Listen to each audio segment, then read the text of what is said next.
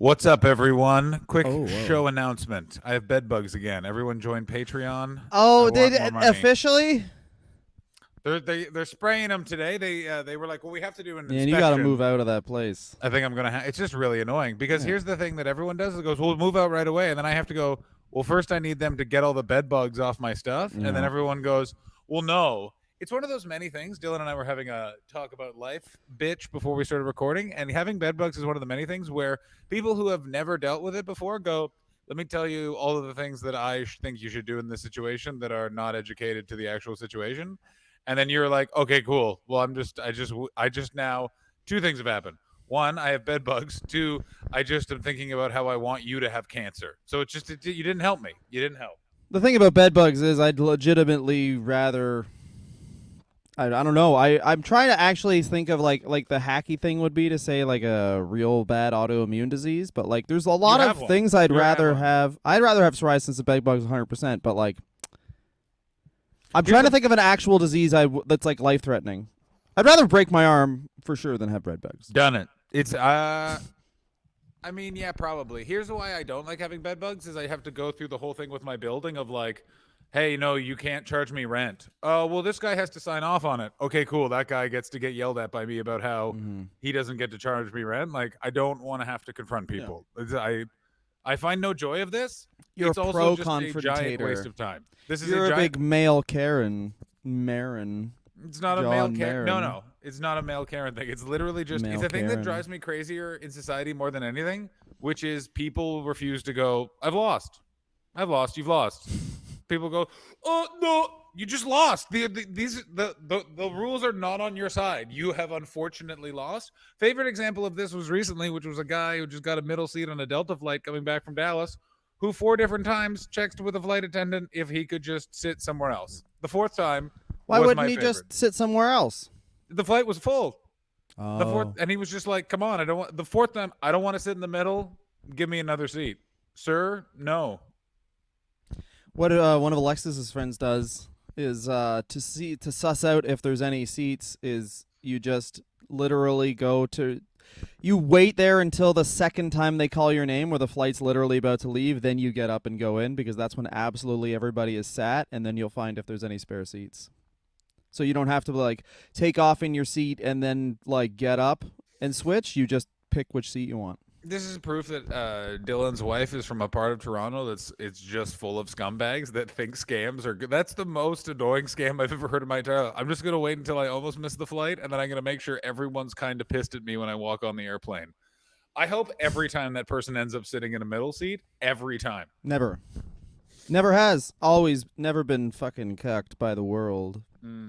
My personal favorite one, and I've said this before and I'll say it again, which is because I'm a Lex broad Luger killing Lex Luger, of Miss course, Elizabeth. killed Miss Elizabeth, and we'll get to that in a second. Put her in the Um, torture rack of pill addiction. That was a real exactly, torture and rack. also of physical violence in a relationship. Let's not forget that. But let's not pretend that they weren't also just falling apart. I think we're going to do 2 parts on Lex Luger because it'd Of be course, weird if but we before didn't. we get to that, we're going to get to this, which was when I have a broken elbow and I was just sat in a seat, and the person next to me claimed that I was in her space, and I had to explain to her that I was not, and I was physically just wider than the seat was Mm. wide, and just that's how it was going to happen. And then she pushed me a bunch, and the flight attendant then came over and explained to this professional businesswoman going to Toronto from Montreal if she did anything else, the police would be waiting for her at the tarmac. And then the woman went, "Oh, really?" And then the flight attendant got right in her face and went, "Don't test me, miss." And then turned to me and went, "Would you like a complimentary beverage?" And I said, "No, thank you."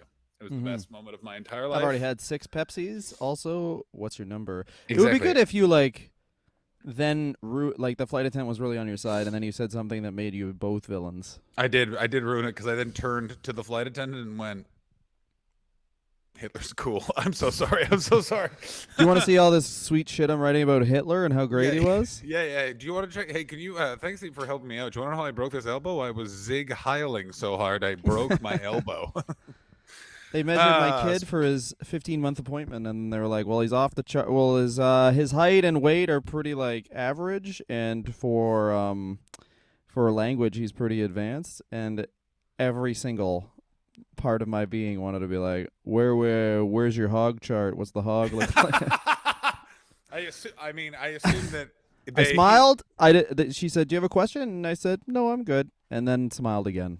Yeah, That's how that worked. I wish I would pay a Where's your premium. chart of baby dicks? I would pay a premium for a wrestler review fan who is a doctor to be our doctor, so that he could do a full physical checkup. I would never want it to. The Here's whole point of that here, saying that would be to upset the doctor. If the doctor was like, "Oh, no, glad you asked," then I'd just walk out a window. no, because I would be like, I want it for me, like a full physical, and then afterwards he brings out a big bucket and he goes, "If you can't fill this, I'm gonna beat you up." Winks at me and goes, "I'm a cum monkey," and I'll go, "Finally, the doctor I've been looking for." You know what I mean? Like he comes in and he's like, "Here's the Mr. problem with Hastings, your you're a pussy. bones. Yeah. They're not boners." And then he just nods at you and then looks at the nurse and tells her to get out. And then me and him just high five and watch a rockers match. Yeah, watch a rockers match where he's done the study. This is the one where they're the most fucked up. Exactly right. Also, by the way, I only go to doctors that enter into the waiting room with theme music. My current doctor at Kaiser Permanente, that's right on. I go to the clinic on Crown Heights Boulevard. He walks into the waiting room to Brock Lesnar's original theme without the wheel, wheel, wheel, bum, bum, bum, bum. But then when you go into his actual little room, then he plays the remixed theme. Is there a remix? There's a different theme? There's two themes. The original theme is just bum, bum, bum, bum. Bum, bum, bum, bum. Oh, and the other one's. I I always thought that was, before we get to Lex Luger, I always thought that was a really fucking shitty thing they did to Bret Hart when Bret Hart came back post, obviously, Screwjob and having a stroke, is they changed his theme song just a little bit so he wouldn't get as big a pop. I thought that was a really Of course fucking. they did. What I like so much about the WWE is that it's like, are you guys petty? And they're like, oh, yeah. And you're like, why are you petty in this way? And it's like, oh, it's Bret. Like, fuck you. Like, fuck you. Like, I don't know. Shut up. He had to come back, so he's worse. Yeah.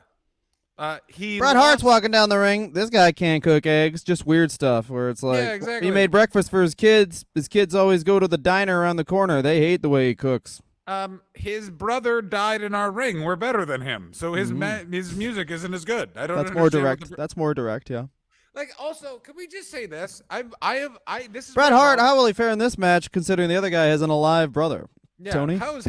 Bret Hart walking to the ring, which is pretty impressive, seeing as that he lost to a fucking bike a couple of weeks ago. Stupid bitch. Fuck shit piz. Yeah, Bret Hart coming to the ring, not his father's favorite, not his mother's favorite. I mean, he's clearly Stu's favorite. He's clearly not Stu's favorite. Stu's favorite is a mirror. That's true. I was going to say Stu's favorite is Stu. Oh, we're going to talk about Lexington Luger. Yeah, Lex Luger. Let me say this about reading Lawrence Wendell Niemanith.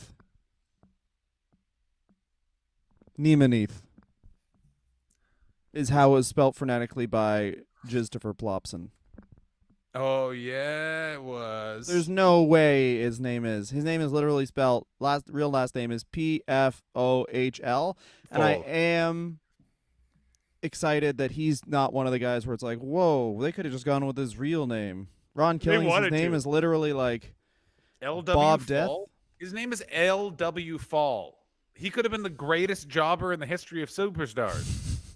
He's so fucking jacked, and you know what? Watching how athletic he was, it's crazy how athletic he was and how weirdly he moved, where it's like, I had a friend in high school, actually still have a friend, very nice man, who walks using only his lower body somehow. He literally uses none of the force of his upper body, and Lex Luger also runs like that. He kind of runs like an ostrich. Yeah, he does. It's like he got the perfect physique above the peen, and then he was just like, all right, freeze it. He has nice thighs too. Don't. He has nice thighs, but clearly he's skipping on leg day. Everything. Look at his legs. Let's look at his legs right now. He has thinning hair. If you paid for the audio podcast, sorry, because I was just about to be a bunch of grunts. Ooh. Yeah. A bunch of slurping noises too is what we judge lips. Yeah, we're just drinking drinks, but like trying to put our mouth around the top. Exactly. How we drink drinks here at the Wrestler Review is, we always like to have a nice mug of coffee here at the Wrestler Review to enjoy, but what we do is we put our mouth completely around it. Lex Luger, when he first started wrestling, and he just had that bandana and the little beard and the big boner for me. Yeah, it was a weird time when he had that big boner. Just for you, ladies and gentlemen, Lex Luger's career goes like this: he grew up in a artistic household. His dad was obsessed with musical instruments and ran. His dad and mom were very smart. are very smart musical people, and his brother and sister both went into music and are like classically trained whatevers. That's fucking And crazy. Lex Luger loves sports, and his dad clearly was like, I didn't raise a heathen. His dad's Fraser Crane, and Lex Luger is Marty Crane. But instead Yeah, of that's getting a really little funny. dog and joining the cops, Lex Luger joined wrestling and got himself a pill addiction. Different dogs get barking, baby. But here's the thing about Lexington Luger is that this Is that he man. went into athletics and he went into pro sports in the early 80s and was in arena football in this time when there were finally agents and lawyers around sports. So that once, and we're going to get into him being recruited into wrestling, but this is the thing he brings with him, which is the reason why he is hated by everyone, is he brings in an attitude of, don't treat me like shit. I should be treated better than this. And there's this weird moment in the 80s where all the lower we made cable art forms get this guy. And that guy is hated and also is the reason they all go on to long-term success. Is Lex Luger brings in the idea of, no, you have an agent and a lawyer and he manages this stuff. No, I'm not paying to rent a car. Unfortunately, you do that because you lost that in negotiation. Like that is what Lex Luger brings. And this is He's why the wrestling's dream. crazy. This is weird, but he's the dream for NXT 2.0. Like when they're Yes. trying to create wrestlers, they're trying to create. It's so fucking weird because NXT 2.0 seems like they're trying to create WCW NWA from the late 80s, early 90s, where it's like, here's who we're trying to create: the Steiners, Lex Luger, like we're and Sting and Ultimate Warrior and all these guys who came into wrestling and started wrestling because they could make money at it, not because we love it. Not that either or is good. Like I honestly think it's good to enter artistic pursuits sometimes when you're like, I just want money, just so guys like Vince McMahon and whatever can't fuck you, because you can just go, I'm not doing that, fuck you, rather than what happens in our industry a lot and what happens in wrestling for sure, which is you love this, I know that, I'm going to leverage that against you. Here's the funny thing, though, that is happening post-COVID, and it's particularly our generation of guys that were all like, I'll love it, I'll take your shit, is, and I know this is true for both of us, which is we survived COVID, and none of those people that we were like, hey, can you give me stage time? None of them helped us, so we're kind of like, I can do this on my own, actually, it's fine. And then, yeah, like there's a different type of fear, but that's the interesting thing of, is Lex Luger was, but like in everything, exactly that is he scared the Vince McMahon types, but he, for some reason, because wrestling is so weird and comedy is the same way, he also really pissed off all the boots on the ground guys. Cause it's like, what are you fucking doing asking for more money for all of us? I enjoyed being paid less in a way. Well, also like he is. So let's talk about his football career though, because I do think that's very instructive and Is to it, me Dylan? it's surprising. It surprised me because I didn't think that Lex Luger was like. I thought Lex Luger was like. We haven't done a John Cena episode, so maybe John Cena's like this too. But the way I think John Cena is, where it's like, hey, he played football, he wasn't that good, he hurt himself, now he became a wrestler. But really what it was is this guy gets fucking transferred. This guy goes to Penn State with Joe Paterno and Jerry Baby Sandusky, and nothing would prepare him for a career in professional wrestling rather than a guy who's a pedophile and a guy who covered it up. And that is firstly, Joe Paterno goes, there's a lot of secrets here, and you know what? Wink, wink, wink. I like him. And then Joe he didn't know what that Paterno, went. Can I just say this? This is the craziest. That week is so crazy to look back on because everyone's like, no one be mean to Joe Pa. And then everyone's like, he covered up a bunch of kids getting brutally raped. So and much then of it. everyone was like, Like, but I like him. And they were he like, covered it up like I get Egg McMuffins. He did it twice a week. he covered it up. Yeah, of course. And he lied about it. Much like Sometimes you he getting made those Egg them McMuffins. himself because he likes them so much and he's on a budget.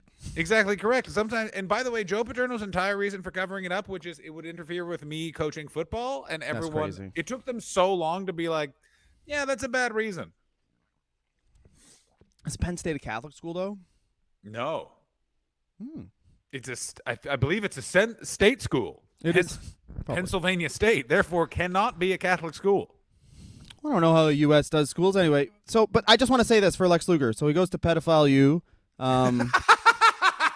He goes to PU. Then he gets transferred to the University of Miami, and he gets kicked out of the University of Miami for partying, for he said off the field incidents. To put that in perspective, I guess this was the 80s, but the University of Miami basically was like, you can do absolutely anything you want as long as you are good at football. But he gets kicked out of a place where it's like known for partying, for basically doing some fucked up shit. Basically, so what He you're goes to saying is Georgia Tech. this is Lex Luger's college career. 2 years spent at pedophile university, 2 years spent at cocaine university. Now he's Ric Flair. It's not even 2 years though, and then he goes to Georgia Tech, which is Holy shit. which is like these are all really mean legacy programs.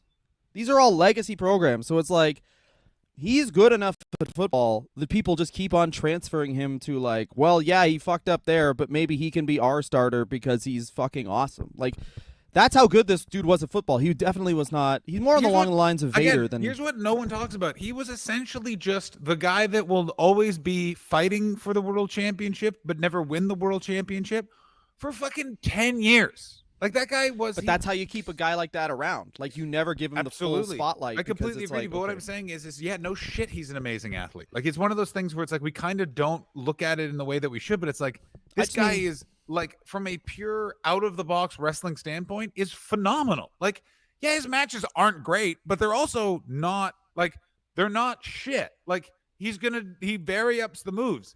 Like he would be the fucking heavy of the Bullet Club or the Elite or the fucking Blood Table or whatever the fuck they're called in Bloodline. The Blood Table's pretty good. The Blood Table. The used table.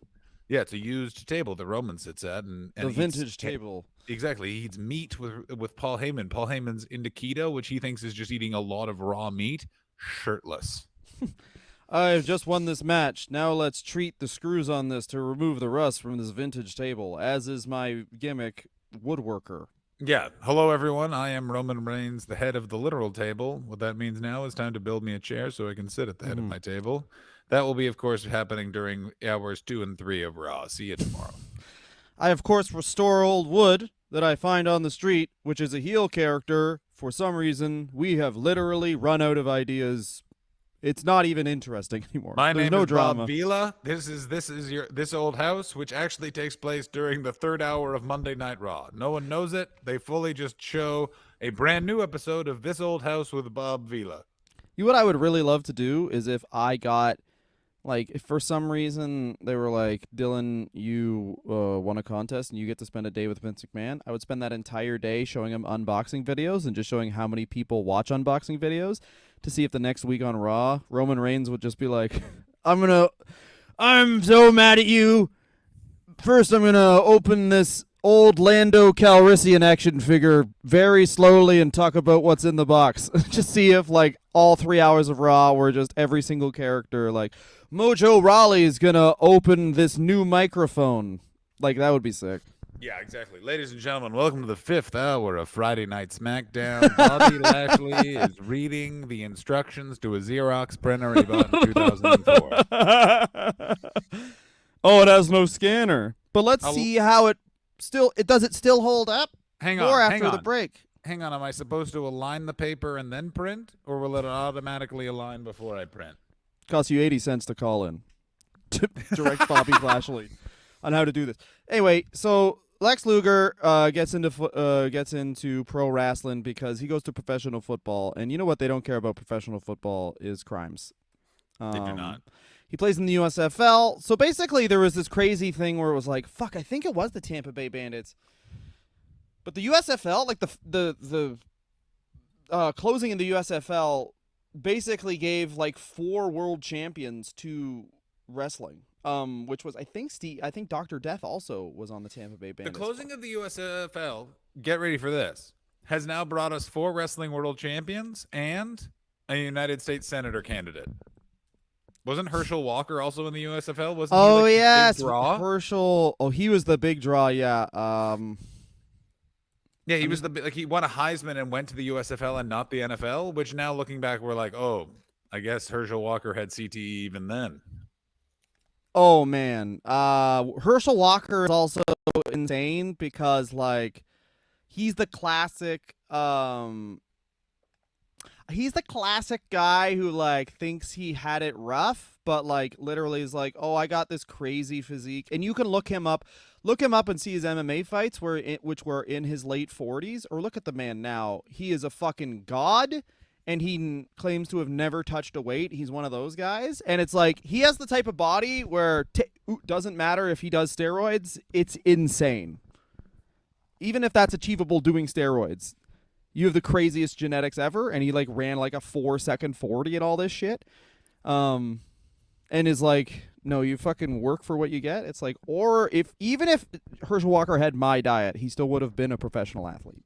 Oh yeah, if Herschel Walker ate the way that like I eat to give myself the diarrhea that gives me a boner, he'd still probably have made it to. He would have played for the Ottawa 67s, no problem. The Ottawa 67s. Yeah, this guy would have been. I don't think so. I think he would have been like, hey, I don't. Also, I guess just not drinking and doing that too. Yeah, I mean Herschel Walker is running for the Senate, the U.S. Senate, and keeps making up businesses and charities. Yeah, I donated to this charity. It was called the Green Blue Charity, and they're like, that doesn't exist. And he's like, oh, buddy, you know what else doesn't exist? Shut the fuck up. Brand new charity here. Brand new political party called the New Blue, and they just they just don't want you to vaccinate you. Election in Ontario, New Blue, non-vaccinated. The New Blue candidate was like basically because it's their first election, coming around from house to house, dropping off pamphlets and stuff. And he was like, "Do you want to talk?" And I said, "No." And he was a chunko, and he had a cane, and he's against like vaccinations and everything. I'm like, well, I guess if this guy didn't die, that's fine. If that guy didn't die in COVID, then he might be onto something. I completely agree with you. There's a couple of people who are like, wait, you don't believe in the vaccine and you're still here? Yeah, this may actually have. There might be some fucking fluid to this fucking pus bag. And also, like, he's one of those guys who like when I'm still chunko and like I'm very lumpy, but he somehow has like a fucking perfectly rounded stomach. Let me finish. And the tiniest little waist, and you can tell he tucks his fucking shirt into his goddamn pants, even though the amount of shirt is like maybe 2 centimeters of shirt being tucked in. He's like he can't move. He can't straighten it up, or else it flies out, and he just somehow his penis flies out. I don't know the maths behind it, but somehow his fucking weenie flies out, and it's probably. There is nothing more fucking try and look away than when someone's shirt, their gut is below their shirt. It's impossible. Like it looks bad. It looks bad, but it's also it's mesmerizing. It's like the opposite of cleavage. Exactly. It's like as attractive as cleavage is to absolutely everyone on Earth. That is like. I want to crawl into a hole and die on your behalf. I want to bury me in sand, bury me in dirt, bury me in something else. I don't want to breathe. Bear me in scorpions. Even to make this even more memorable, do not worry, I will not forget. Let me say this also about Lex Luger. When not in the USFL, he also joins the Green Bay Packers, a noted organization that loves a wild player. They currently have Aaron Rodgers, a man so mesmerizing. Everyone calls him the best quarterback of all time, even though he cannot get a fucking Super Bowl appearance to save his fucking life. And where I come from, won a Super Bowl. Not recently. That's the thing I was like, oh yeah, he's a choke artist, but like he also won. Anyway, when though? Everyone says like it was many years ago. It wasn't during this. Who cares? Yes, I care. Why? Why is this a pro football podcast now? It's only because Aaron Rodgers, however you feel about the vaccine, I just found when he was like, yeah, I'm inoculated, I just wanted to be like, fuck you, Aaron. Fuck you, you little bitch. He thinks of being slick. Like, that's the most egregious thing, where it's like, you think you're being slick, motherfucker? Exactly. Bitch you think ass you're pussy. Fucking cool? Yeah. You're a fucking football player. You're not smooth. You've never had to flirt with a girl. This is how Aaron Rodgers that's true. With a girl. I have a penis that wants to go in your wet thing. Quarterback million. Yeah. Suck now. Yeah. Quarterback million. I've got tie-dyed products that I wear as clothes so people think that I'm fucking cool. Fuck me now. Now I want to fuck. Handsome, athletic, never had to learn how to read. Yeah. Suck now. I'm Dan Marino. I don't know who that is. Time to suck my ass. I would pay so much for an Ace Ventura remake that stars Aaron Rodgers, but the whole thing is he just has to get vaccinated at the end of it. Real vaccine. I would like Aaron Rodgers' Ace Ventura remake, but it's just fucking me and Aaron Rodgers fucking. Yeah, I feel like would you have penetrative sex while wearing a Hawaiian shirt with Aaron Rodgers if he was vaccinated? Buttoned or unbuttoned? Great question. Unbuttoned yours, buttoned his. Yeah, because I'm putting more effort in. Of No, I course, do you're. it the opposite way. I'm buttoned up because I don't need to fucking do shit, and he's unbuttoned because he's like, I really want to impress this guy. No, but wait, who's pounding and who's doing the pounding? We switch. Oh, you're gonna be versatile. We're on an even playing field here. There's That's no fair. like gender roles. Don't try and ruin me and Aaron Rodgers' sexual relationship with your fucking who's pounding who gender I roles. agree John. with you. I'm sorry. My pounding paradigm is very 2019. Pound a, And yeah, I your pound a apologize. dime. Yeah, my Get pound out a of dime. Get out of the '90s with your I'd fuck that guy, but he has to be the girl. I This think isn't- I will get out of the 90s, and thank you, Dylan. You want to know why I like this podcast? Because you call me on my shit. What was the thing? I really like when stand-ups would be like, "I'm not gay, but," and then they would do a joke about how they think of celebrities attractive, and I always wanted to be like, "I'm not gay, but," and then just be like, "Craft dinner is too expensive nowadays." And everyone would be like, "What?" Just constantly be like, "I'm not gay, but also, do you guys see the news?" Anyway, yeah, I'm voting for that guy. There was a comedian Not gay. that is now dead, and this was his heckle put down. Mm-hmm. You're lucky I'm not gay, or I would call you that. And then he dropped that word, and it was just one of the most like, okay. Oh, okay. So I was at I mean, this is just a chat episode now, isn't it? Whatever. Anyway, No, we're getting back to Lex Luger. It's because you wanted to talk about his football career. That's not what people came here for. They came here for when he goes into the it's NWA and sucks. important coloring of who this guy is, because when he runs out of that cage with Bruiser Brody, you think this pussy ass bitch football player is a clitty clitty bang bang, but he was always the like dangerous athletic dude, and then he comes across Bruiser Brody, and essentially these colors do run.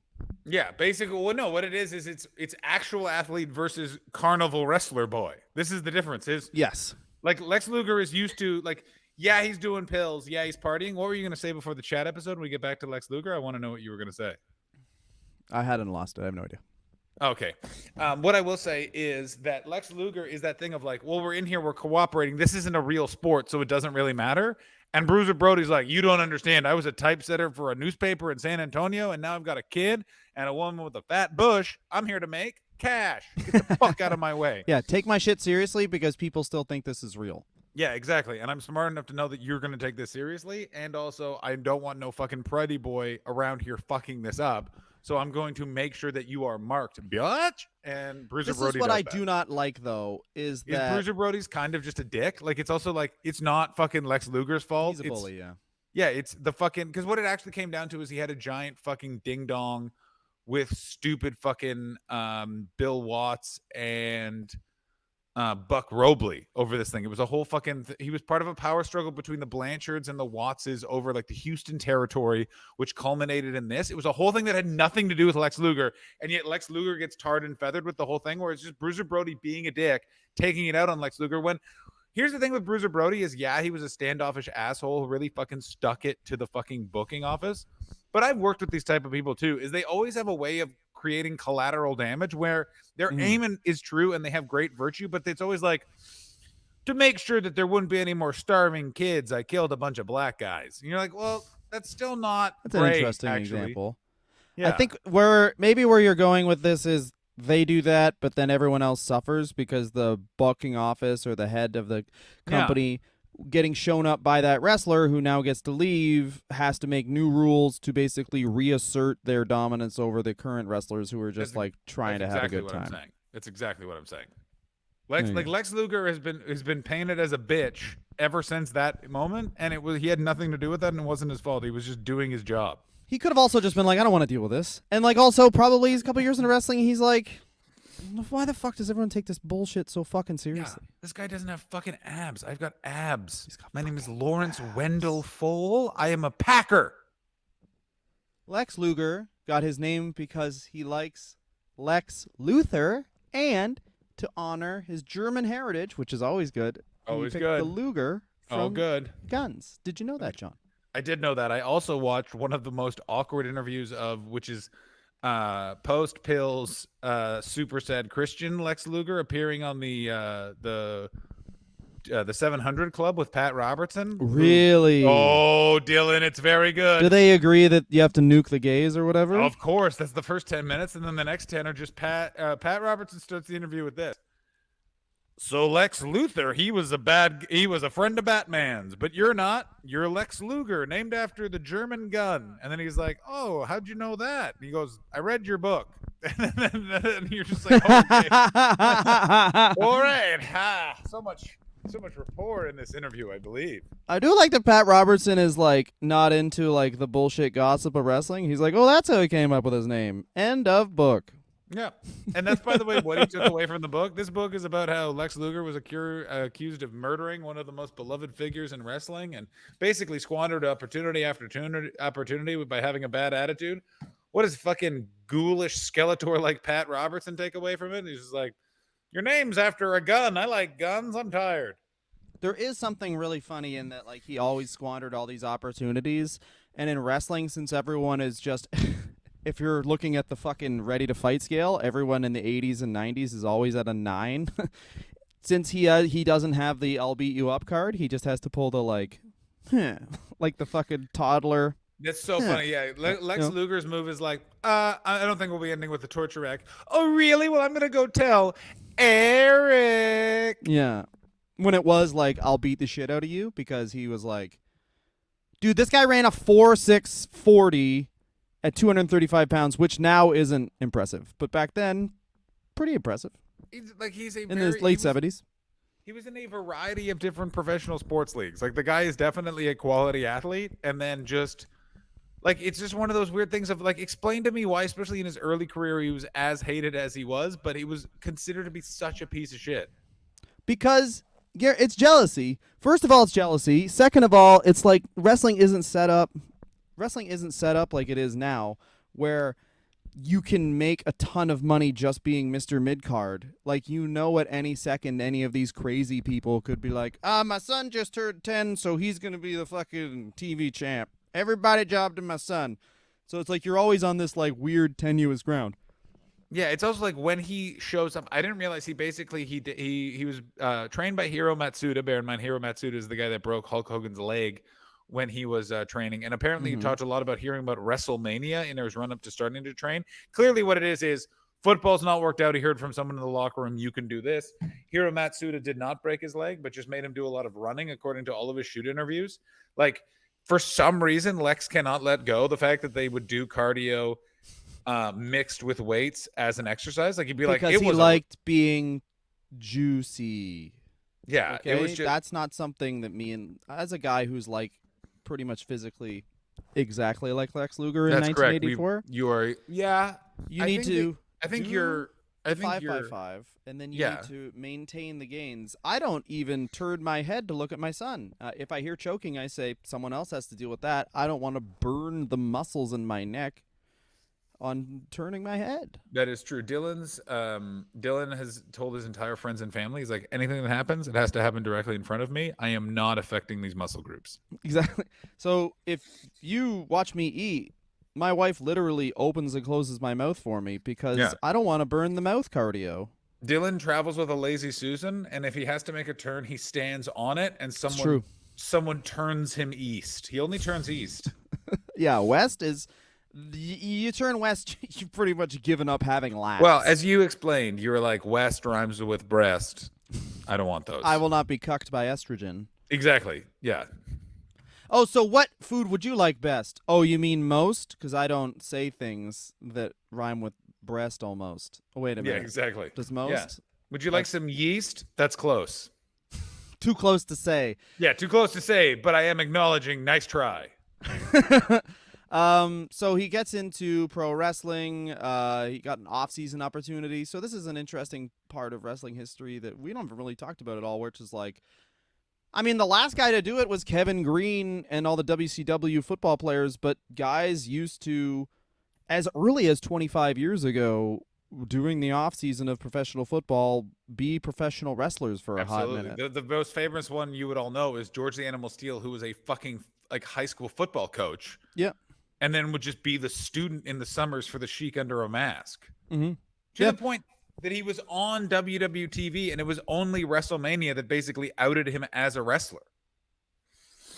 Yeah, because like it's like a weird thing, which is very interesting that it's like a weird thing that like wrestling pre-internet, the best analogy for what being internet famous was probably being a wrestler. Whereas like Yeah. a guy like Lex Luger is so famous to like me and John and everyone else. You know what? Lex Luger honestly had a memorable name. It's because he flew in the face of the Cornette rule. I don't know if it's Cornette rule or if it's an everyone rule where you don't have two gimmick names. Like, you know, because Luger and Lex are both gimmick names, and somehow Lex Luger still worked. Even though it just like is like the way he looks and the way he everything about him is like this is a Isn't male like his porn name star. should have been like Lex Lowenstein or Lowenstein would have been great. Jack Luger. You know what I'm saying? Jack Luger's a pretty dope name. That's off the top. That's a great Yeah, name. again, but it's no fucking Lex Luger. Juicy Jack Luger. Oh my God, Juicy Jack Luger! I wouldn't. Let me tell you who's not murdering Miss Elizabeth in a townhouse in Atlanta. That's Juicy Jack. Yeah. His thing is he comes out to the ring, he cuts a peach in half, and then he sticks his tongue in it, and he goes, "I eat pussy." Yeah, that's true. And also, he finishes every match by just putting a towel on the opponent. They go, "Why is it wet in that manner?" And then they die. Adrian Kronk, friend of the show, came up with a great character, which was guy who went to space and fucked an alien, and now he thinks everyone on Earth is fucking disgusting. And his shirt would be "Earth pussy is dirt pussy." And all his It's a promos real are like, shame, Shakara. everyone in the Milky Way galaxy's fucking disgusting. Boo! It's a real shame Shakara is gone because that would be their biggest heel. Earth pussy is dirt pussy. He's fucked an alien and now he's here. Oh my He God. got probed. He started liking it, turned it around, fucked the alien, and then it was like, I'm gonna go down to Earth and tell everyone how fucking dope it is in your fucking alien butt. Imagine literally fucking an alien and then ending up at the ECW arena. You feel like This is more dangerous than being an alien.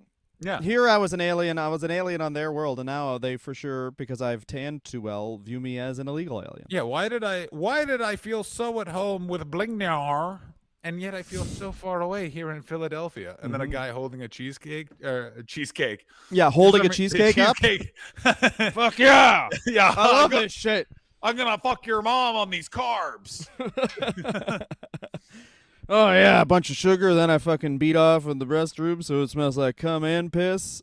Anyway, what am I at? I'm going to say this right now. This is the first of our 3-part on Lex Luger. Ladies and gentlemen, Lex Luger is trained by hero Matsuda. But let me tell you who's not the hero. That is the Graham family, who have continued to kill themselves well into the 90s. But at this time, it's just Eddie that had topped himself. Dusty Rhodes took off with a fuckload of talent, and Dutch Mantel popped in to try and fucking stop the bleeding. Lex Luger made his in-ring debut in September of 1985 alongside Percy Pringle and Rick fucking Rude. He wrestled for CWF, Championship Wrestling from Florida, getting his first victory 1 month later on Halloween of 1985 against Coca Samoa, and later won the Southern Heavyweight Championship from Wahoo McDaniel. Wahoo McDaniel, after the match, pissed on Lex Luger's car to, quote-unquote, re-get his alpha and get his heat back. I mean, I would believe Wahoo, by the way, of course, objected to it and was goaded into performing by Matsuda, who needled Wahoo by asking if he thought he wasn't up to the task of making Luger look good. By 1986, Lex Luger had his first child named Brian. He said he was happy and then continued to, I assume, cheat on his wife while touring as a pro wrestler. He feuded with Barry Windham in a most boring, how is this match going to go discussions before the match. And also against Sir Oliver Humperdinck's team of Bull Gartner and Kareem Muhammad, as well as the White Ninja.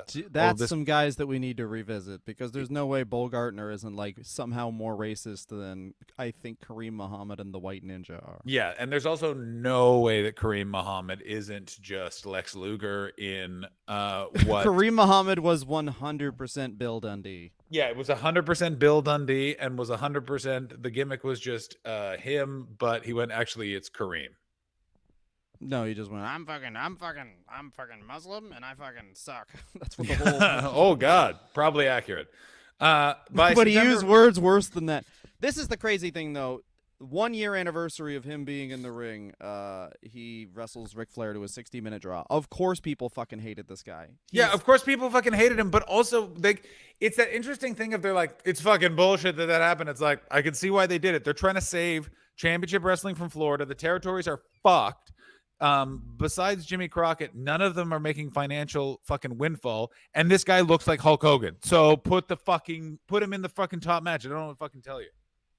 Yeah, and there's a lot of guys like this in these territories that are dying. Like, this is how Stone Cold Steve Austin comes in. It's just Stone Cold. This is how everyone good. This is basically everyone from the Monday Night Wars debuts while they're either shutting WCCW down, or while one of the Graham family members are going, do you know where there's a wobbly chair in a garage that doesn't open? Don't ask me any questions. But it's like just guys like Austin, guys like Luger, who do look a lot similar than you'd think because they're both long blonde hair and they have fucking big old muscles. Oh, and juicy fucking buns. But just like the fucking difference in the way they look versus the like years old territory wrestlers who are like, this is a garbage man, who other garbage men are like, you should stop smoking cigarettes. Yeah, exactly.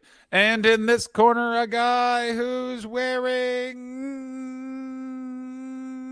a humidor so he knows where he kept his fucking food. He eats cigars. It's Bill. But like who do you think popularized pants was tights? Like, was that it's Bobby Eaton. Bobby Eaton popularized it? Bobby Eaton popularized that. Before that, they were like, it's fun to see the people's knees, and they saw Bobby Eaton's knees, and they're like, how do you have boring knees? Yeah, but your ankles, your ankles. But like a guy like my point is like Lex Luger, that there's a guy that's in trunks for a reason. He's got the definition, he's got the tan, whatever. I'd assume when Lex Luger takes his penis out, his penis also has a picture perfect spray tan, and then you're looking at a guy like Ronnie Garvin who's like, yeah, I got nice calves, and then the rest is just pretty much a bunch of oatmeal that you half cooked and threw on the ground.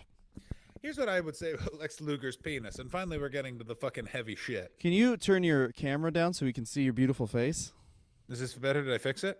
No. Did I fix it? Get it? Get my joke? That was good. Here's my fucking point about Lex Luger's fucking penis. Mm-hmm. I'm thinking big head, thin shaft, big balls. Really? Yeah.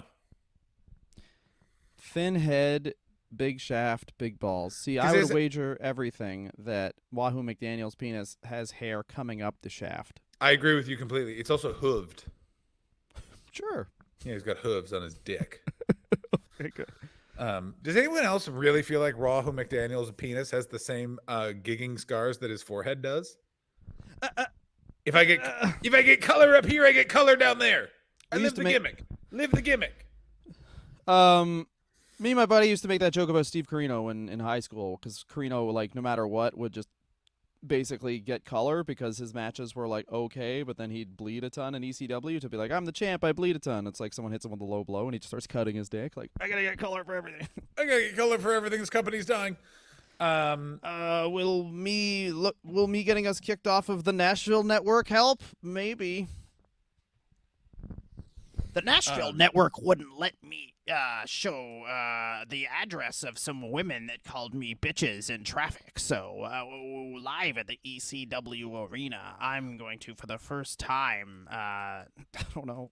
Welcome to the ECW arena. My dad said he wouldn't give me enough money for both garlic knots and pizza this Friday. Well, guess what, Dad? I will be reading from your social security number right now on the roof of the ECW arena. Also, someone send me enough money for garlic knots or Tommy Dreamer's going to become the world champion again. Here's what I want to say about my dad tried to tell me that butter isn't a dip in the ECW arena. I was just at the ECW arena talking to Jim Cornette about how the one time I saw Jack Nicholson. This is one of the biggest lies. I want this to be something that Jim Cornette. That Paul Heyman apparently claimed to Jim Cornette that he ran into Jack Nicholson at the China Club, and Jack Nicholson said to him, "Beware of the racket." I mean, Jack Nicholson probably says weird shit to a lot of people. That's you a know good what point. I mean? There's no way Jack Nicholson, who basically is like, I had to quit acting. It was taking time away from having sex with prostitutes in lovely climates. Yeah. Would you like to know why I stopped acting in movies, which for the last 20 years of my career was just me pretending to be an old man in different parts of America? Well, now I just want to hang out at Laker games with my son and sniff women's shoes.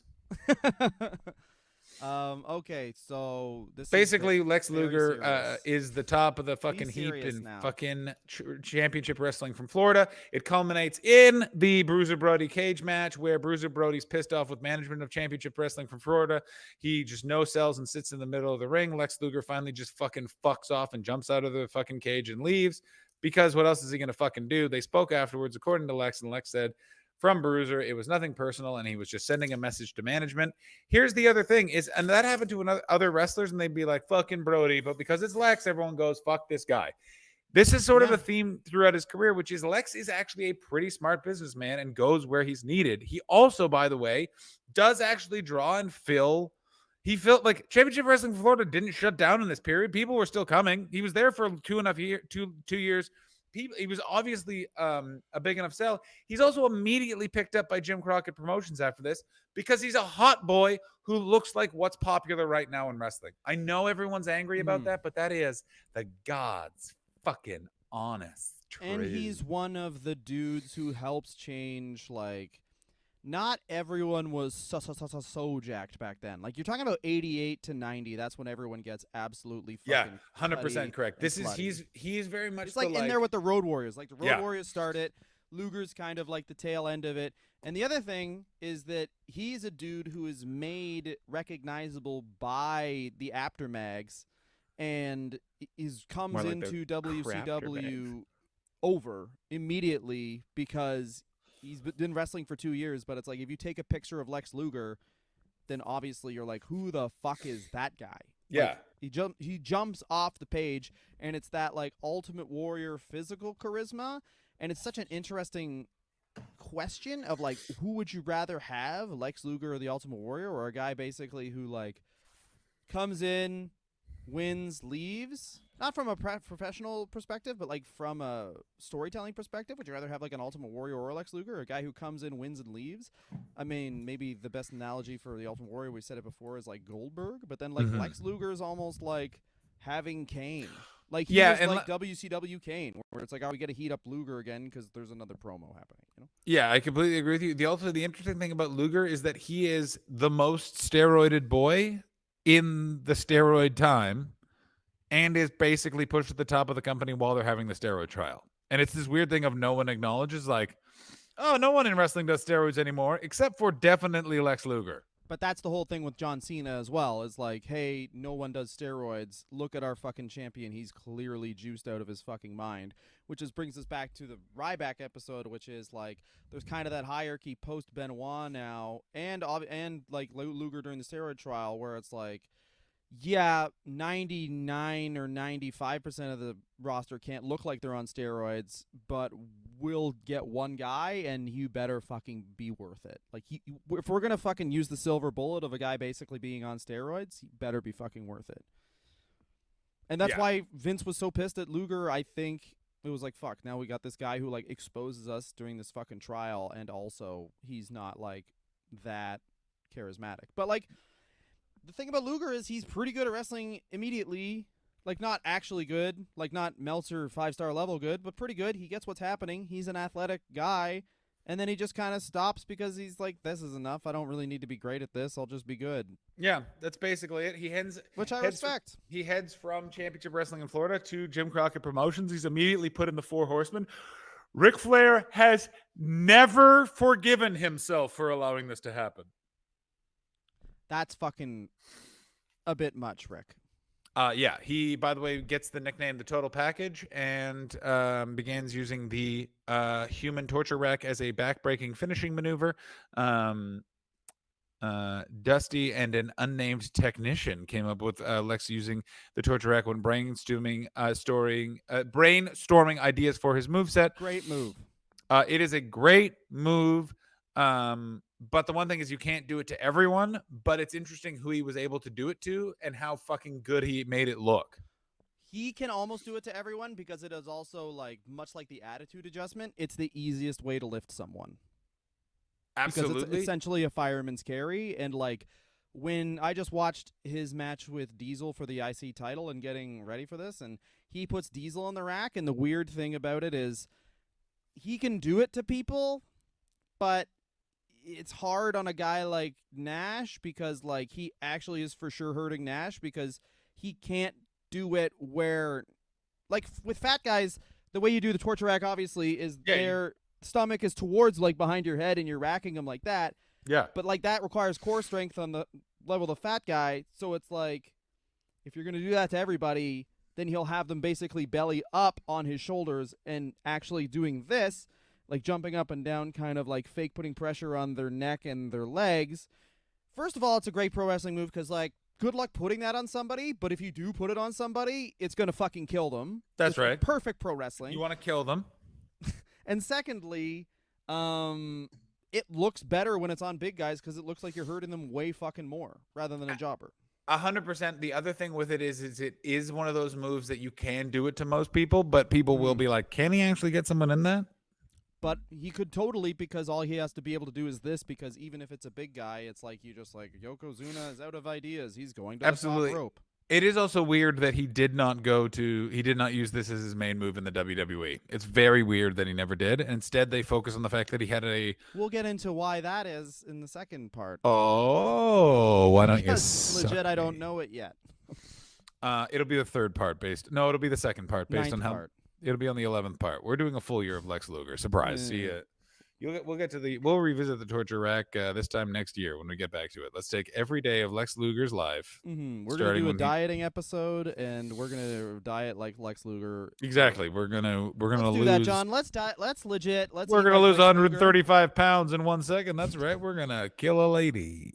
Let's fucking look up what Lex Luger's diet was. Do it for 1 week. See how swole we get. Percodan. It was Percodan. Just do Percodan. No, you don't do the pills. You just do the eating. No, bitch. I'm doing all the pills as well. The pills had to have played a part. That's the other thing about Luger. On roids, 100%. But did he eat to maintain the roided up body? 100%. And that's what you're supposed to do. You got to eat well, too. You don't just do the roids. Oh, right. Diet is fucking half the fucking battle, bitch. It's not half. It's like fucking 70%. Yeah, it is 70%. Did you know that? You coming to this podcast with me, and you can hear I have a gunt. Anyway, he feuded with Nikita Koloff. Where do you want to end off here? We're gonna end somewhere. Let's end with let's end in '89. We'll end when he wins the United States Championship at the Chi-Town Rumble, which is very easy. We'll just sort of talk about his first little bit in Jim Crockett, and then we're doing that right now. He basically comes in as the total package. Oh my God, it's 1987 for Jim Crockett. What a time. He thinks he's making all this money, but his accountant hasn't told him shit. Ric Flair's buying jets and having sex with all sorts of people, also being an asshole. Lex credits Rick. Interesting point, I think. Go ahead. I want to make to cut you off. Apologies. Given what you know about the Watts roster, do you think that those contracts and everything was kind of worth it? Because what do you mean? So the Watts roster has Sting and Luger, who become the like faces of WCW. So like, as an investment, it's a good investment. The way you're presenting it as an investment, it was a great investment. Did they get what they wanted out of it? No, but they were never going to. Oh, sorry, Rick Steiner, apologies, was in there too. Yes, continue though. They never got it's one of those things where it's just they didn't set it up properly. It's continuing and forever will be the main problem with it. Do you know what I mean? Yeah, I mean, Luger debuts and exactly, he becomes the total package, which is a fucking great nickname, and he was booked as an associate to the Four Horsemen, which is like. This dude basically came into wrestling, was like, okay, that's how you body slam a guy. They let him beat Wahoo McDaniel, who's like a fucking territory draw, which 100% Ric Flair must have been pissed off because. Like, 100%. 100% Ric Flair's pissed off about this. He's 100% that he has to fucking teach this new fucking guy shit. Mm-hmm. He's also, I guaranteed, upset that a girl was like, who's that? When talking to Rick. And 100%. He was just like, if you'll excuse me, I'm off to beat Ole Anderson's son to death. What? Why? That is I something, said, get out of my way. but that is something that I don't think is visited a lot, which is Ric Flair in the early 80s is one of the more muscular guys on Jim Crockett television. And then you basically bring in the Bill Watts roster, and he looks like he has boobs now. Like, because Ric Flair, like, obviously Ric It's Flair always had really like a. interesting. Yeah. Why have we not thought about this? Keep going. You're so fucking right. Because that's one thing when you watch like 70s and 80s wrestling, you don't really realize it's like, and even now, like, Ric Flair looked dumb in the 90s because everyone was juiced and fucking whatever. But like even if you looked at it now, if you took like Ric Flair's body from 1985 or even like the early 90s and put it on television now, it wouldn't look weird at all because like he has big biceps. Do you know what I mean? Like I don't Yeah. know if Ric Flair ever did steroids or something. He probably did just to like fill out and whatever. But like then Luger and Rick Steiner and Sting come through, and of course you have Nikita, and the Road Warriors and all that stuff. I guess that's the first really wave. That is the first wave of people who kind of make him look small and whatever. But like, Mm. you're kind of filling up your roster with people who make your like number 1A draw kind of look shitty. What's also strange is also the people that the number one A draw signal out for being the problem, in that he loves the Road Warriors because he could beat the Road Warriors. He's gonna love Sting because Sting is a young guy who's gonna be malleable. He's not gonna love Lex Luger because Lex Luger's gonna come in and be like, talk to my agent. And Ric Flair's like, wait a minute. If this guy's figured out that we could just have suits, then I don't. God damn it. You know what I mean? Like there's Also, everything it's about the, him. It's the Triple H thing. Sorry to cut you off, but like it's a Triple H thing where it's like Triple H didn't like Val Venus or Chris Jericho. Why? They both had long blonde hair. And like, yeah, of course you like Sting. He's got blonde spiky hair. The Road Warriors, spiky hair, face paint. All three of these people, although they are jacked as hell, even Rick Steiner, all these guys jacked as hell, they look really visibly different than Ric Flair. And then you get a guy like Lex Luger where it's like, no, they don't look alike, but like if you were to describe, if two people committed a crime, and it had long blonde hair and big muscles, they'd both be brought in for questioning, if that makes any sense. Yeah, I do know exactly what you mean. What you're saying is that Lex Luger killed Miss Elizabeth and should die in jail for it. Yep, I'm Dylan. I think that that is an incorrect statement. I think the police did a good, thorough investigation, but I understand that you quote unquote are a dog for justice. Oh, ho, ho, ho, ho, ho. I am the Hounds of Justice, and my triple power bomb is going into your house and eating slightly more food than you thought I would eat. That's correct, Dylan. When he is a house guest, you cannot plan your food plan for the week. I thought we had pasta. I had that for lunch. Yeah, exactly. I eat just enough of the bag where you can pour a little bit in a bowl, so you can have like 8 chips at the end. That's who I am, and that's Yeah, exactly. What I do. And that's my Yeah, heel you character. you have left just enough oat milk in the container that it makes sense you didn't tell anyone, but also go fuck yourself. Yeah, my heel character is that I'm over at your house and I talk about what porn I like in mixed company. Of course. Well, if you're at my house, that's probably because there's porn on. I just don't know why there's not a reality queens too. Yeah. Welcome to my dinner party. Today we'll be screening Lisa Ann Does the Bang Bus. Yeah, the bus, and her have sex. They put a Yeah. dildo on the bus. It's very. I'm going to say this right avant-garde. now. You clearly have not been keeping up with Bang Bus if you think that they have stooped that low. I'm so sorry, John. Thank you for apologizing. You want to know what got me through COVID?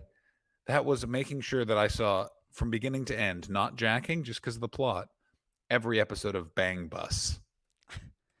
Lex Luger negotiates a deal for $350,000, first class travel, and that's a 3-year deal with WCW, and it's a $350,000 minimum as well. And this was the worst thing he's ever done because literally people then became his enemy.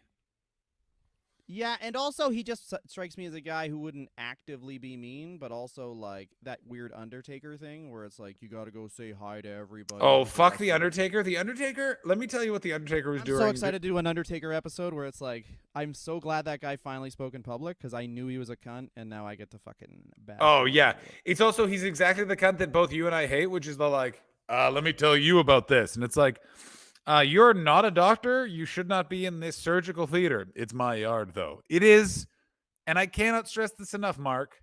Very much not your yard.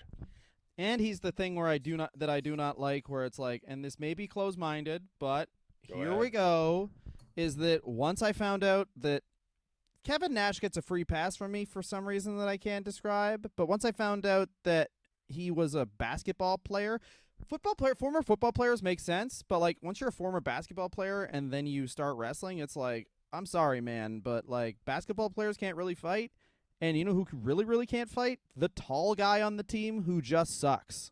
Like, do you Yeah, know how exactly. much, you know how bad you have to be at a sport where you're like so close to the ultimate goal? You're just like so close to the hoop, but you still can't get it in the Do it? hoop, Yeah, even though it's a exactly. bunch of small guys. Like, Yeah. and I watch And basketball. That's how much I want. That's how much I want to dumb it down. Like, I don't think anyone, unless you really watch basketball, you don't understand how good basketball is now, because every team was like, maybe we should just get a bunch of people who can like move and dribble. And the 90s was like, no, we need a bunch of white guys who are 6'10", 350 pounds, and are upset that they can't bring their sandwiches onto the court. exactly. Also, if you There's better, no sauce on it. yeah. Come There's on, not it's gonna be sauce dry. on the court. You're telling me Magic can play on the court with HIV and I cannot play on the court with a Reuben. Hey, there's not even any lettuce on it. There's Yeah. no moisture in this sandwich. It's just God bread, damn it. bread and meat. Yeah, I'm Ugh. going through a divorce. What does that have to do with the sandwich? Come on, carbs, meat, and of course the other ingredient, calling my wife later. Yeah, and I'm going to be rude. She told me not to call again. I'll call when I want. I paid call for when that I want, goddamn bitch. house. What's Anyway. my name? Luke Longley.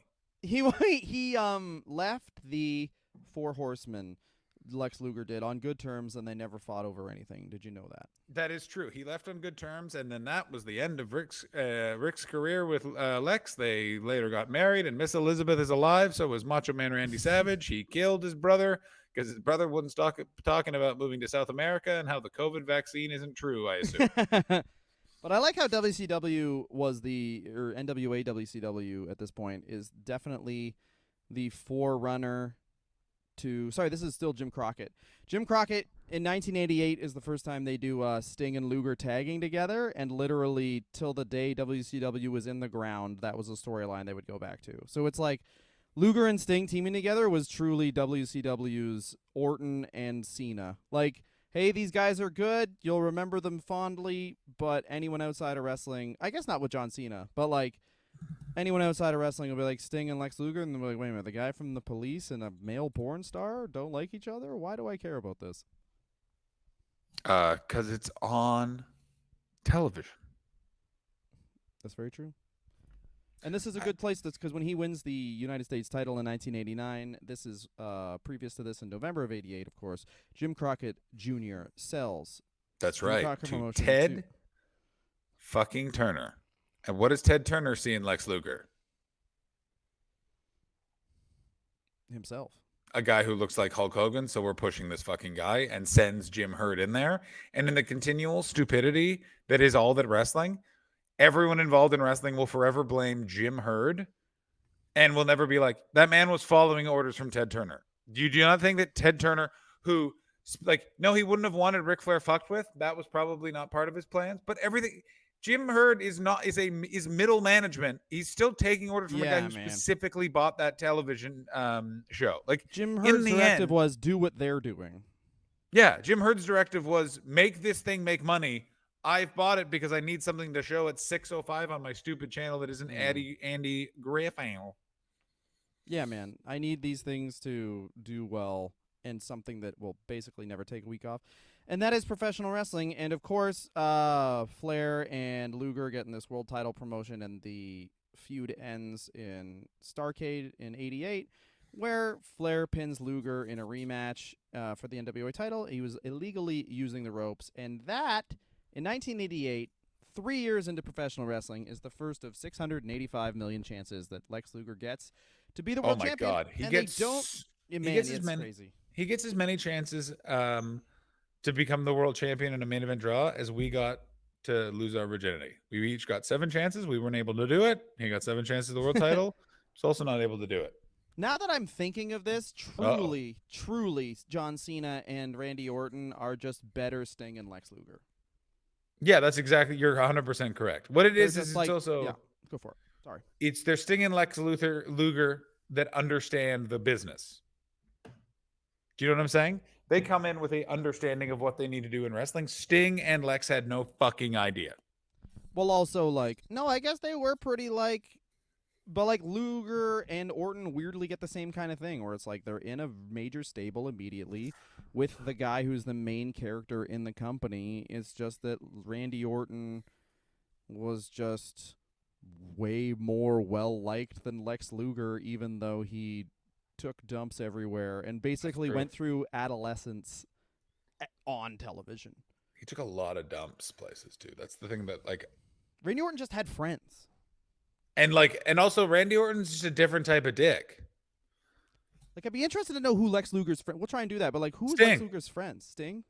Yeah, because they would like. This is the other thing about Luger is like Luger never drank. Luger was just like a fucking. He wasn't one of the boys because that was the other thing that pissed people off. Is like this guy's making all this money and shit. Which again, the more you read about wrestling, and we've read too much about wrestling, but the amount of times that wrestlers are Yeah, like, way too you much. know why we have to ruin this guy's life? He's not one of the boys. Yeah, I can see why he doesn't want to hang out with Marty Jannetty and Mark Calloway. Well, they're all bullies. Like that's the thing. Oh, you don't want to fucking party with us? You think you're fucking better than me? It's Yes, like, I no, man, do. I'm just I in doing my own fact thing. do. Yeah, man, it's crazy. But like Luger is like weirdly, he's one of those dudes who like watches his diet. He eats clean. All the pranks played on Luger were like, and then we put some vodka Miss in Elizabeth. his Yeah, we water. put Miss Elizabeth's dead body in his townhouse. And then of course, professional wrestling happened to him, and he couldn't move, and he got addicted to pills. Yeah, now he appears very awkward. His shoot interviews. Let me tell you, we are on quite a journey from Lex Luger, the total package, to Lex Luger. Oh God, I feel very uncomfortable watching this kayfabe commentaries release. I mean, that is the way that male professional wrestlers end. No, not anymore. Now what they do is just go to AEW and sit next to Tony Khan, where Tony Khan goes on the most intense spazzy meltdown I've ever seen a billionaire go on my entire life. Oh yes. Fuck them. Actually, he is. Actually, I think you'll find I've seen the metrics, so fuck you. Oh, shut the fuck up, Tony Khan, you fucking loser. He's gonna be. We're gonna do a Tony Khan episode sometime, and it's not. It's one of those ones where we'll have to do another one, but I am excited because I'm sure that there's some weird shit. Like I love it when we don't have a lot of information and we get to just like basically negatively hypothesize about someone's life. I'm making this prediction right now. Much like Lex Luger's career, Tony Khan's career is going to end with the death of a valet. I don't think so. I think Tony Khan's just going to leave wrestling wholesale and we'll all feel very cheated. No, I don't think he's going. Where's he going to go? Where's he gonna go? He's a fucking billionaire's kid. He's gonna fucking take over his dad's business when his dad gets sick. No, I don't think so. I think Tony Khan goes down with the ship. Tony Khan? Yeah. Tony Khan? Yeah. Okay. In 2 years. By the way, I'm giving AEW 2 more years. That's right. I said it. Ooh. Who knows? I'm not, but there's more to this MJF thing to me than meets the eye. I swear to God. Mostly that it's a work. Yeah, me too. I think that too, but I think that's dope. I think that like MJF is either like people say he's the new Piper, and I just hope he's the sober Brian Pillman. Like, I hope that. I hope that as well. That's the thing that crossed my mind. I was like, is he just gonna work Tony Khan into like an Eric Bischoff situation? And I was like, man, that'd be I hope awesome. he does. Oh, that would make me so Try happy. and work both companies and stuff, but like, yeah, man, MJF. For obviously, we've now timestamped this, but this is as of last week's pay-per-view, where the rumor is that MJF wasn't going to show up. Which, if you believe that, yeah, wrestling must be awesome for you. He was definitely going to show up. What? Uh-oh. We're in hour 9 of recording this. John's fucking computer gave out. You can see the... I guess if you've been paying for this shit, I've been just looking at the research, so you can just see my white-ass fucking knees. But, this is my green screen that I have, and this is... Well, right there is a bit of the unfinished wall I have in the garage that I record this in. And John's back. All right, John, we gotta do what I've never done in my goddamn life and wrap it up, baby. It feels wrong to do it. Dylan, what is the best part? What is your favorite thing you've learned about Lex Luger in part 1? Here's my favorite thing. Misunderstood soul. I didn't realize that he was a shithead before all of this. Yeah, I agree. The other big thing is I also did. This is a weird thing. I just thought of him as a steroid head. I didn't think he was like, oh no, this guy was a fucking great athlete. It's like what? It's like yeah. I didn't think so either. Oh yeah, he's just like a troubled dude who like, and honestly, I think it's kind of the same. I think this guy didn't care about it. I think he just had like a really great draw as far as like he's fucking handsome and athletic, and life really worked out for him until it didn't. Yeah. You know what I mean? Like he's kind of a guy who just went with the flow of like, all right, I have this opportunity, I'm good at this, I'll just keep doing this. This is during the first part of his career, and now he's like on top of the world. And what lesson has this guy ever been taught that he isn't absolutely correct about absolutely everything? Because he's fucking born into an academic family. He plays football. He gets kicked out of 3 huge football universities, Mm-hmm. but he still gets to make the NFL because he's fucking athletic. Yeah, that's right. And for And those of you then keeping track at home, that's pedophile U, cocaine U, Georgetown. No, pardon me, Georgia Tech. Georgia Tech. Anyway, and so these guys, 3 huge schools. Those don't work out, whatever. Then he ends up in the USFL. Literally another. The NFL's been unopposed for years now, and literally another league starts up just as he's like, well, I can't make the NFL. Okay, sick. I'll just make a ton of money It's in this basically league. they were like, well, listen, he's not going to make the NFL. What do we do? I guess we have to start that other league. Yeah, man. So they basically start the other league. He signs to that. He's like, oh, man, I'm not even that good in this other league. He tries out for the NFL. Some guy goes, hey, do you want to be a wrestler? And then they're like, yeah, sure. He shows up. He's like, can I be a wrestler? And then they go, how would you like to make $100,000 in one place and live in Florida? He's like, yeah, okay, that's dope. He does that. Like, he's killing it. And then at the end of our story, he gets a fucking $1 million contract just based on potential that he may or may not have, perceived potential. For the only time, like, that's not something that happens in wrestling. It's not like, oh shit, like they signed him to a contract. That's not a wrestling thing. So he's like the first, like probably one of the first fucking contracts that's not goddamn Ric Flair. And then Ric Flair, there's like, no way Ric Flair has a contract. I wonder if this is a safe investment for me to sign this contract. Oh, one of the richest guys in the fucking world just bought this goddamn company. Yeah, I think it is. This is the sun is goddamn shining for Lex Luger. Other than the fact that they basically like, oh, we're actually not gonna put the title on you, so we kind of fucked your character up, which he doesn't give a motherfucking shit about. Like he doesn't give a fucking shit about a wrestling character. Like Lex Luger's fucking killing it. He falls dick first into fucking sick-ass finishing move, and he falls cock first into a great nickname, the fucking total package. His pussy, that's still Lex Luger. Yeah. Which is an okay name. That really fell apart at the end there. Yeah. Everything is good. I'm going to say this right now. Dylan got sermed up Lex Luger perfectly. Sermed it. He sermed it up. Dylan got There's what literally do we no do bad part, here other at than the the fact that Wrestle he's like, Review. We yeah. serm it up. Go ahead. The worst part of this, for sure, was just for him, and it's that he had to meet and remember the name of, like... Hiro Matsuda. No, I was going to say just, like, he probably met and shook hands with Jerry Lawler at some Oh, for sure. He had to talk to Klondike Bill. Like, Klondike Bill was, like, just in the middle of just chewing on a woman's underwear, and then, like, really, hi, Larry Full. Klondike Bill. My name's Klondike Bill. I'm chewing panties, and you know what?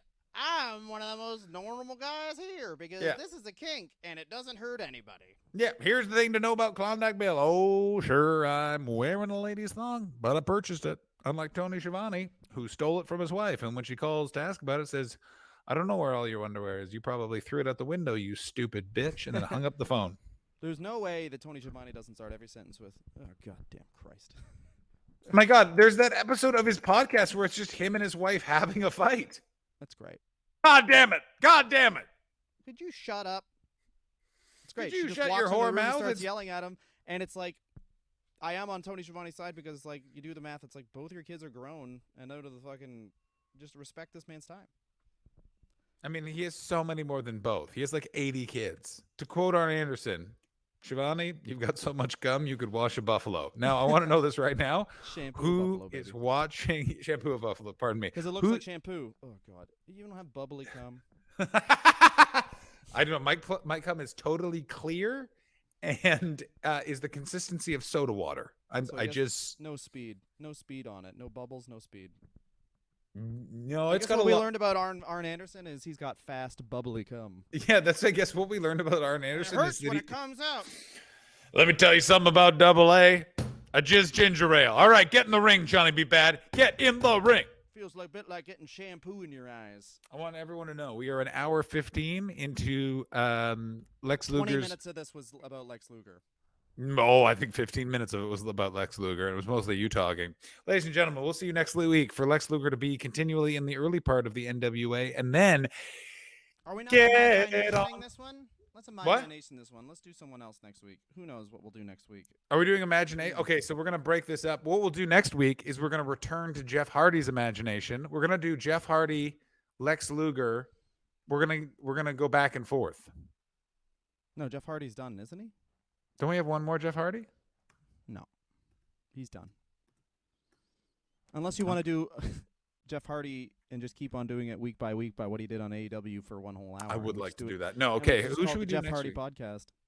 All right, we'll find out who we have the research for. And Matt you'll Hardy, know I think we have Matt Hardy. All right, next week we're going to talk about Matt a different type of pill addiction, Matt Hardy's. We're going to talk about a man who somehow moves worse than the man we're already covering. Matt According Hardy. to I don't know who, he broke both of his hips and didn't have them seen to. Jesus fucking Christ, Matt Hardy, I love you to death. You got to stop wrestling, man. It's not fun to watch. It is Not good. Every single time I see Matt Hardy fall down, I'm like, well, he's on his back for forever like a turtle, and then he Yeah, gets that's up, where he and I'm like, lives. thank He God. lives that way. I hope his kids enjoy flying to Tallahassee to visit him there while he sat down. Yeah. Ladies and The gentlemen, referee just puts a table in front. And he's like, "You live here now. I don't know. Yeah. Say this is your arena. You bought it."